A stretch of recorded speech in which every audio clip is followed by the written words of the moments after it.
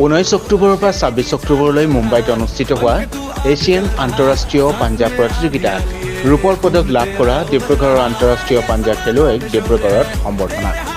বিশ্বৰ আগশাৰীৰ কেইবাখনো দেশে অংশ লোৱা এছিয়ান আন্তঃৰাষ্ট্ৰীয় এই প্ৰতিযোগিতাত আন্তঃৰাষ্ট্ৰীয় পাঞ্জা খেলুৱৈ মনোজ দেৱনাথক খলিহামাৰীস্থিত গ'ল জিমত আজি স্পেৰো আৰ্ম ৰেছলিং একাডেমী আৰু গ'ল জিমে পদক দখলেৰে ডিব্ৰুগড়লৈ গৌৰৱ কঢ়িয়াই অনাৰ বাবে অভিনন্দন জ্ঞাপন কৰে। এছিয়ান চেম্পিয়নশ্বিপ আছিল মুম্বাইত অনুষ্ঠিত হৈছিল এছিয়ান আৰ্মৰেছলিং কাপ 19 অক্টোবৰৰ পৰা 26 অক্টোবৰলৈকে। তো তাত মই ভাৰতীয় দলৰ প্ৰতিনিধিত্ব কৰিব পাইছিলোঁ আৰু চিলভাৰ মেডেল পাবলৈ সক্ষম হ'লোঁ চিনিয়ৰ 75 kg ৰাইট হেণ্ডত। অলম'ষ্ট আপোনাৰ 14-15 কাণ্ট্ৰিজ পাৰ্টিচিপেট কৰিছিল। বহুত ভাল খেল হৈছিল, টাফ লেভেলৰ খেল হৈছিল। অভাৰঅল টিম চেম্পিয়ন কাজাকিস্তান হ'ল, second overall team champion India আৰু থাৰ্ড জৰ্ডানে পাইছে। ভাল এক্সপিৰিয়েঞ্চ আছিল।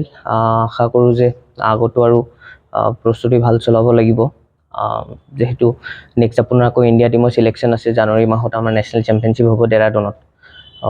সেই ডেৰাডুনত আপোনাৰ পাৰফৰ্মেঞ্চৰ ওপৰতে আকৌ ইণ্ডিয়া টিম চিলেকশ্যন হ'ব নেক্সট এছিয়ান চেম্পিয়নশ্বিপ আৰু ৱৰ্ল্ড চেম্পিয়নশ্বিপৰ বাবে। তাৰ বাবে আকৌ প্ৰস্তুতি চলোৱা ষ্টাৰ্ট কৰিম। ফলাফল আপোনাৰ চিলভাৰ পালোঁ। আশা কৰিম যে আগন্তুক দিনত যাতে আৰু ভাল হয় বুলি।